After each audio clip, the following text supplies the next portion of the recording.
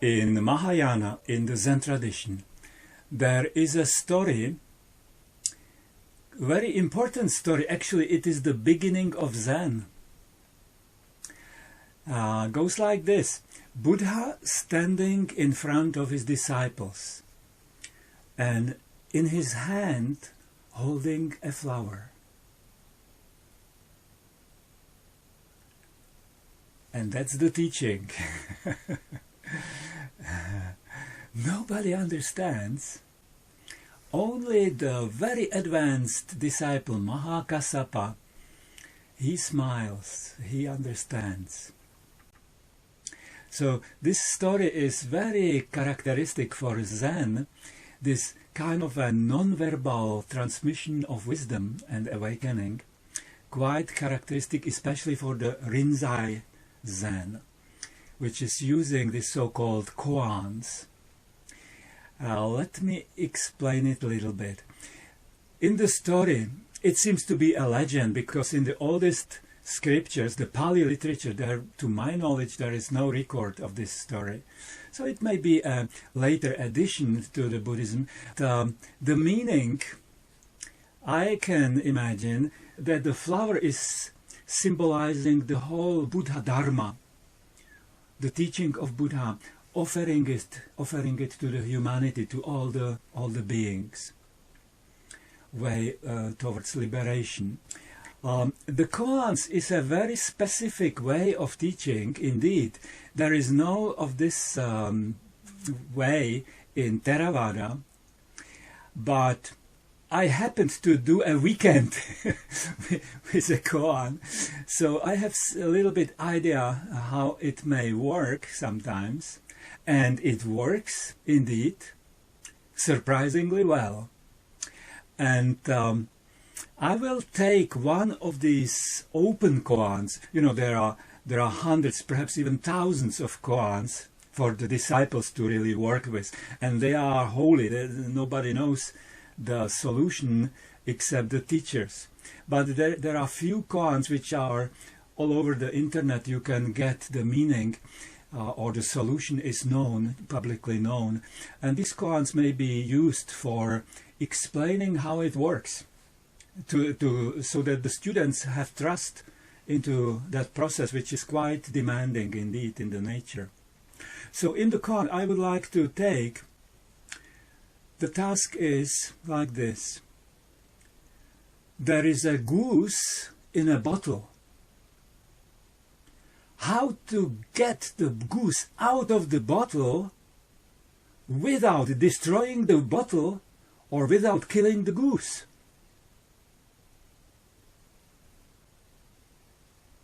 So that's the koan. And now students should work in a Zen position, working on finding solution for weeks, sometimes for months. And to be clear, there are different levels of koans, opening the gate towards different intensities of liberation. So certainly this one is one of the easy ones, kind of a beginning koan. And as I can imagine, first the students are just trying to get any kind of a logic, rational solution to that. Sometimes even devising technical device, cutting the glass and then closing it back, all this. And of course, the students go at least once a day to see the teacher, and of course, wrong, continue.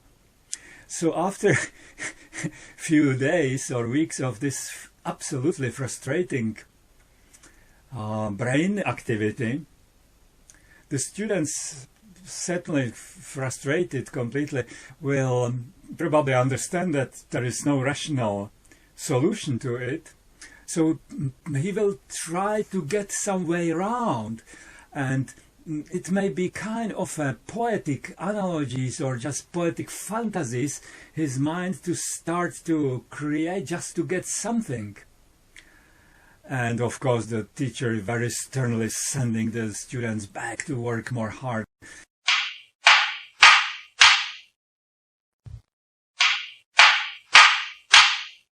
Until the student is completely worn out from all sides and his rationality and his mind actually collapses in itself. He is surrendering, giving up. And that's quite a remarkable step forward, actually. In that stage, for quite some time, there may be just emptiness, kind of a nothingness, but it feels already, there is already a big relief, but not really solutions to the koan. So the teacher, of course, encouraging work, work, work, work. So students starts to work again. But this time, what may happen that the free-flowing mind starts to get many kinds of irrational kinds of parables and not real solutions, but many things actually start to flood his mind, presenting itself. He's not creating it. It starts to flood into his mind. And it may be great lightness and very swift mind, actually. Quite free, quite joyful. And then it may happen, this kind of a spiral in the mind. The goose is not in the bottle. The goose was never in the bottle. And that's the moment of opening. That's the moment of enlightenment. Now, how it is to be understood?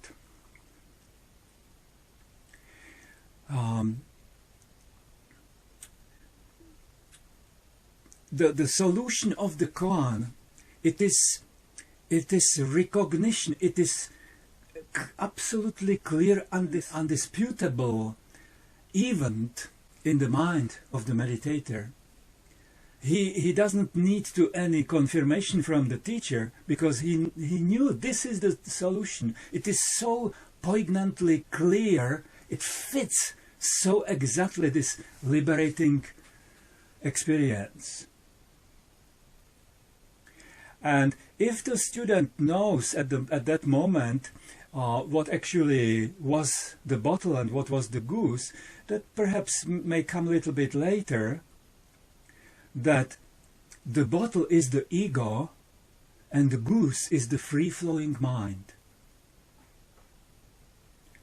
And that we were living all the time, all the immemorable time, in this limitations of self, of ego, of the image who I am, what I should be, what I should not be, what I am not. Self-imposed kind of confinement. And we were not aware of that it is so artificially imposed, that it is self-imposed on us, that the free-flowing mind was always free. We are now just connecting with that kind of a natural freedom of mind. It is quite a good teaching koan, telling also at the same time that the ego is not an enemy. It should not be destroyed.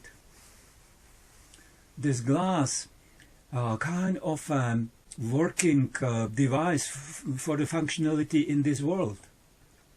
Quite useful, but it should not be the ruling king.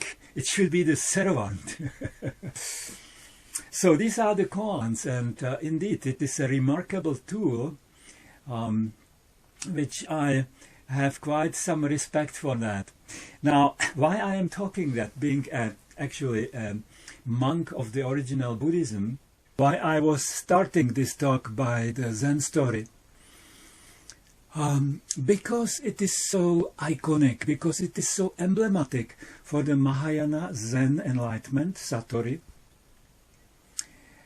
and because it happened that I got a very similar picture, image, which would be very iconic and emblematic for the original teaching.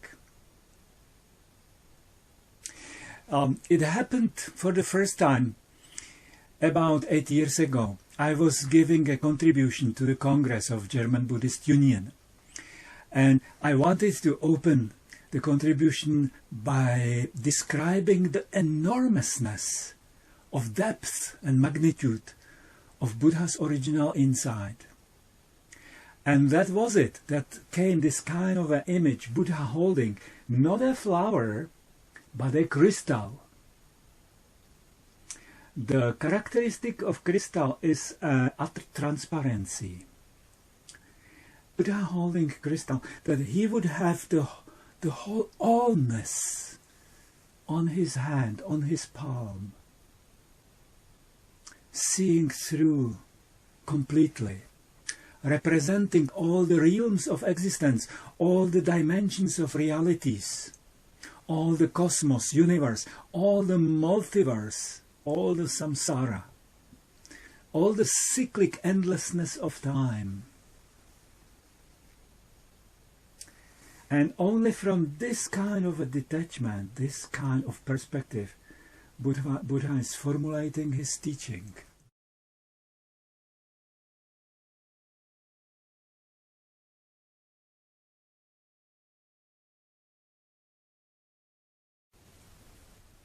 Now, let me finish by a quote of a Burmese Arahat, and quite possibly the real one. He's not very well known in the West, actually, but some of the meditation center in his style, in his name, still existing to this day in Burma. He was a simple countryman, and he ordained late in his years. But then he was realizing the arahatship quite rapidly. And this is one of his quotes.